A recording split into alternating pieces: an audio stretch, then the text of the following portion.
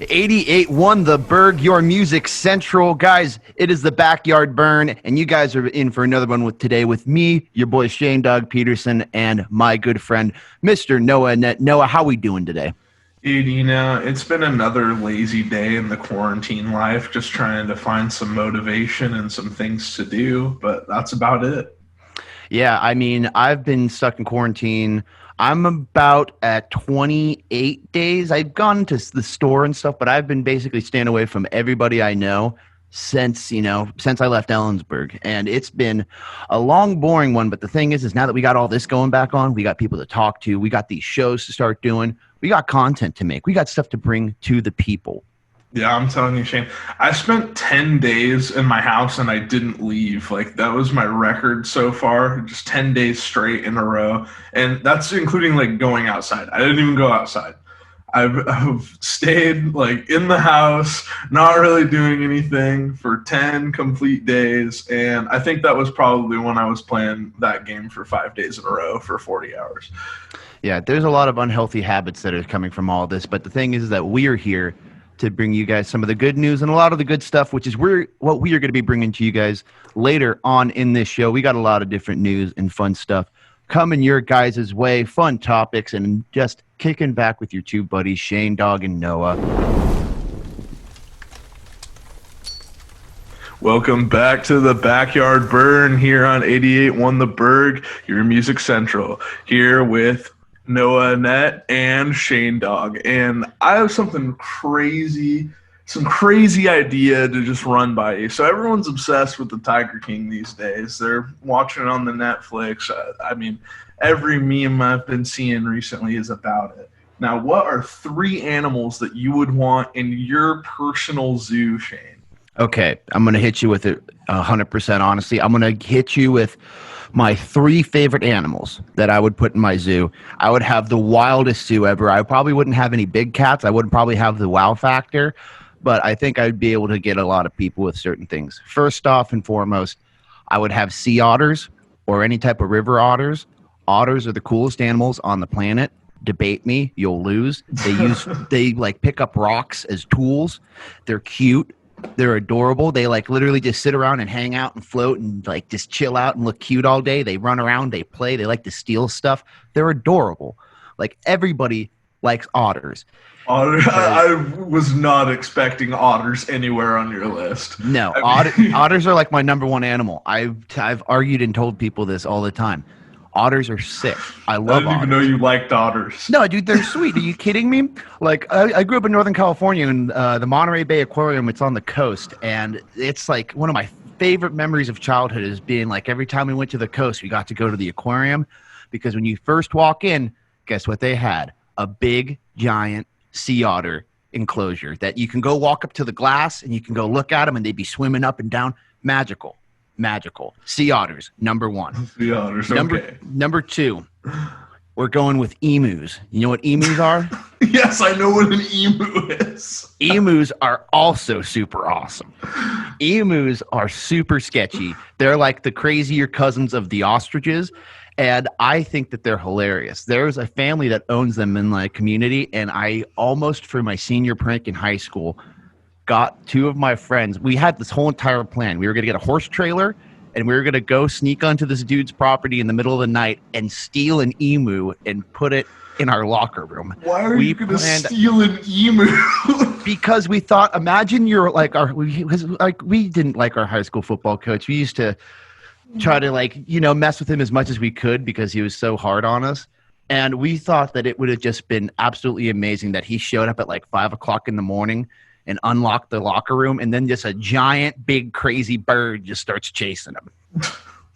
That would have been awesome. Yeah, that's something that I would do at my zoo. I would offer, packages for people who want to maybe scare their friends or shake them up, and we'll accidentally lock them in an emu cage. Oh, okay. So get a little bit of an exciting factor there with my zoo. And then third and lastly, one of my favorite animals is we were definitely going to have a lot of miniature donkeys. Okay. Another cute animal, great for pictures. They're, big old ears. You got to love the big old ears and you get big ear scratching session, dude. If you ever scratch a donkey's ears, it's amazing. I mean, yeah. It's so cute. I sound like a total freak right now. I'm trying to tell everybody I want a zoo with otters, emus, and donkeys. But I'm Yeah. telling you, I can do this. I can be the next Joe Exotic. I think I got the charisma for it. I I'll think say that. you just want the donkeys there, the little mini donkeys, because you really like that one donkey song around the Dominic the holiday Donkey, season. dude. That's the best Christmas song out of all the terrible Christmas music. Dominic the Donkey, the Italian Christmas donkey. That's the jam. You're all about that. Yeah, dude. When it's Christmas time, I blast that, dude. That is my jam. So I got to reverse the question. If you had a zoo, what 3 animals would you want? Okay, so the first one I'm going with is a penguin, and it doesn't matter what type of penguin. I like all penguins. Brilliant. I was obsessed with penguins when I was in like middle school, and like when we moved to like our house over here, I was like, I really like penguins. We have to like penguin theme the bathroom, and we did. And so there's like penguin soap dispensers and like. I mean, it's since changed, but like it was penguins for a long time. Penguins are super awesome, and the weird part about penguins is like they're pretty adaptive to a lot of different climates and stuff. Like there's people who just walk around with them in Florida with as pets, but those people are crazy. But I mean, so is the Tiger King, and so is anybody else who owns exotic animals. So who are we to say? Because I think that we'd fall into that category if we had the funds. Yeah. The second one I gotta go is a giraffe. I don't know why, but I wanted the giraffes there. Just because penguins are really small and giraffes are really big, and I just think it's funny. So I like giraffes. Have you ever seen 2 giraffes fight each other? Yes, with their necks. Just their necks. Yeah, those are my favorite. And what's your last animal? Kangaroos. I like kangaroos. A marsupial. Yeah, they got their little pouches and hop around. I don't know, they're kind of cute. Yeah, there's a girl, I forget what it was. There was a girl who goes to Central that literally brought a baby kangaroo into class. Like her family raises kangaroos, and she's like, "Yeah, for a project, check it out." This is one of the most mind-blowing things I've ever seen in my whole entire academic career. She just walked up. How do you even bring that into class? Like baby kangaroo? Do you want to know how you bring a baby kangaroo into a classroom? Yeah. You put it in a pillowcase. You put it in a pillow sack. And like what? 2 of them, I'm not even joking. This is how you transfer a baby kangaroo, apparently. This is how you do it. This is the Central Washington way of transferring a kangaroo. And I think this is and I'm not like knocking this saying that this is the wrong way, but this is straight up how she brought it. And she brought it because basically like when you put them inside the pillowcase, they think that they're in like the little pouch. So like you put them inside the pillowcase and tie it up. They're just like, oh, sweet, I'm just hanging out. So they just hang out there and they're totally chill. When she pulled the little dude out, he was all sleepy eyed and his ears were all like bent sideways. It was adorable. Looking like Baby Yoda in his crib, Looking like Baby Yoda. Great, great, great example. 88 won the Burg, your music central, back in the backyard burn with your boy Shane Dog Peterson and Mr. Noah Annette. And we got a little bit of news coming out of the sporting world. Noah, tell the people what you want them to know. So, as we know, March Madness has turned into March Sadness, and the basketball tournament is not around anymore. And so it was going to be in Dayton, Ohio this year, and University of Dayton. I forget what their mascot is. I think it's the Flyers, but don't quote me on that. I know a lot of the mascots, but when it comes down to it, it was going to be in the hometown of the university. And so that would have been just a miraculous tournament for that university and their basketball team to play in with the home crowd interactions. And I'm sure they'd be in the region where it would kind of be at just to see it all play out. But something that really just caught my attention is that there's millions of wings that were supposed to be a part of the March Madness tournament this year, and they are completely unused. So, Shane, what would you use? What would you do with what would you do with all the wings that were supposed to be a part of this March Madness tournament? Would you donate them? Would you eat them? What would you be going for with this? Well, the amount of wings that we've been talking here, it's a lot of wings. I mean, we could, you could have you could have a party, like a real big party with those wings. Like you'd probably have like the craziest Super Bowl party and biggest platter ever of just straight wings. And I'm a big wing guy, so this is what I would do.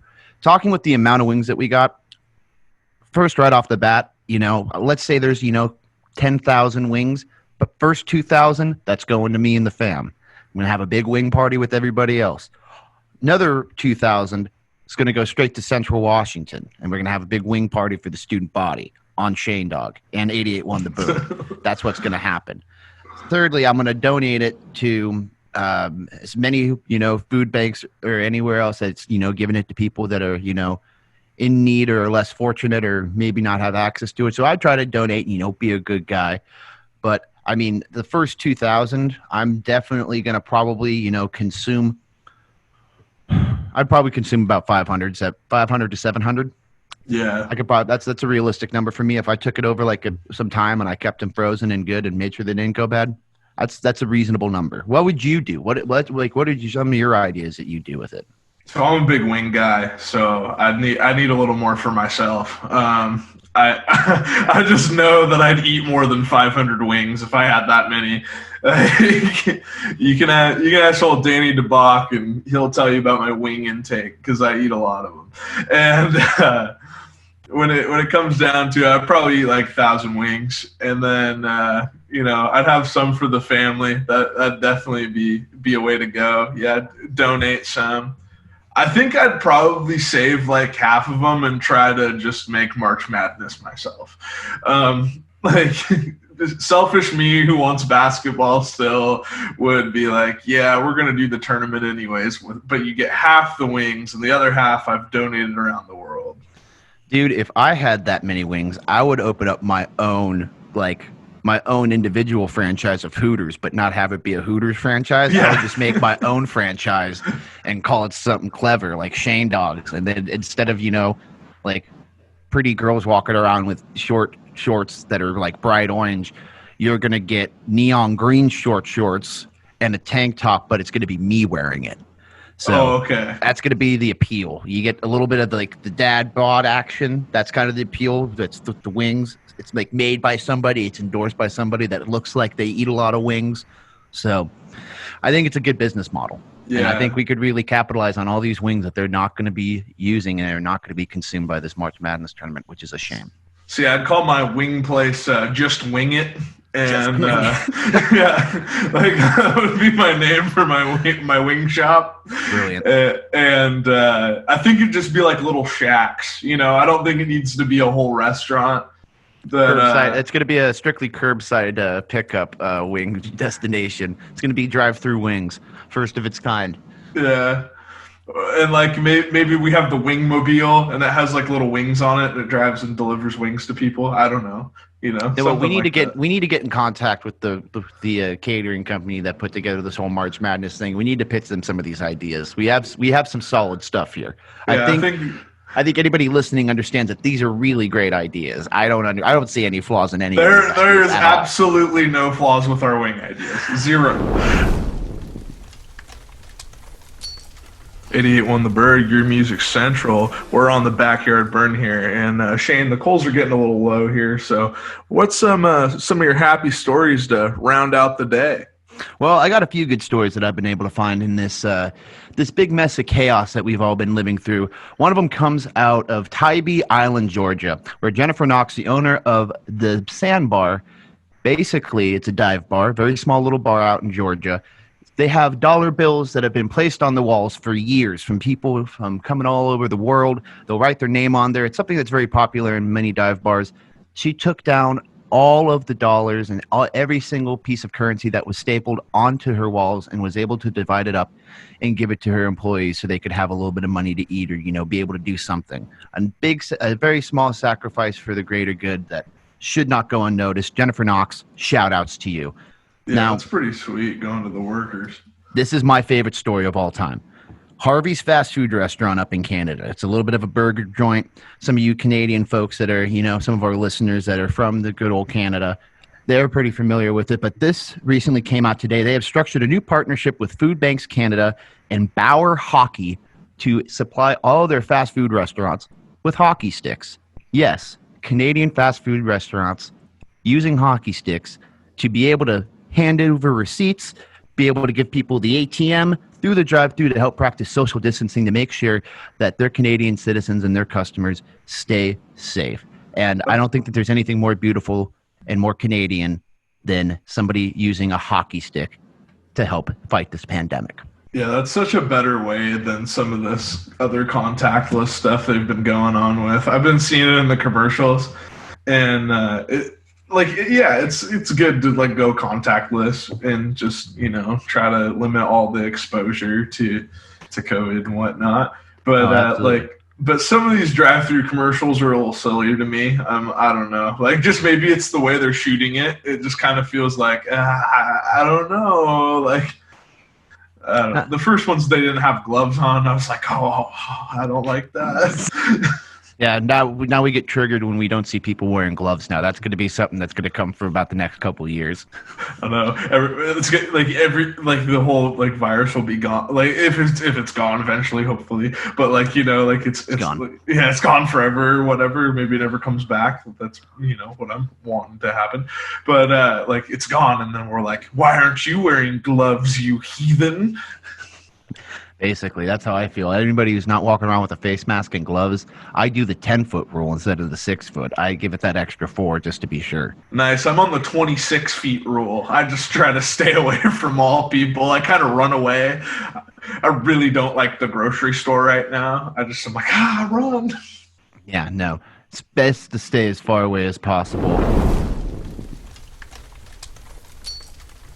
88.1 The Burg, your music central. You are in the backyard burn, and the fire is getting low. The coals are getting red, and we are slowly coming to the end of our hour. So we wanted to thank you, everybody, for listening and giving us a little bit of a tune. And we hope that we were able to give you a little bit of comfort here in the backyard burn. We want to make it feel like you guys are just hanging out with us, enjoying a nice little bonfire, not social distancing and being away, but being able to just hang out, talk about the news, talk about whatever. And Noah, what do you want to tell other people? What do you want to send them off with today? Well, I'm just just to pick everyone's brain for a little bit. Maybe text in at 509-963-2311 and just tell us what you're doing during your quarantine period. Maybe you give us some different ideas or topics to talk about and things of that sort of nature. But I'm doing pretty good so far. I'm still keeping busy, even though it's still living the quarantine life. But that's kind of my little thoughts right now. I just kind of want to hear from the listeners. Absolutely. I agree. Listeners, you can reach us at many different outlets. The best way you could probably reach us is at our main handles at 881 The Burg on Instagram, Twitter, and Facebook. If you can reach us there, tell us about what you're doing, give us some stuff, and we're going to get you involved. We're going to make you a part of the show because that's what this show's about. It's about kicking back, having fun, and just being friendly. That's what we're here to do, folks. And thank you again for coming in and listening to us today.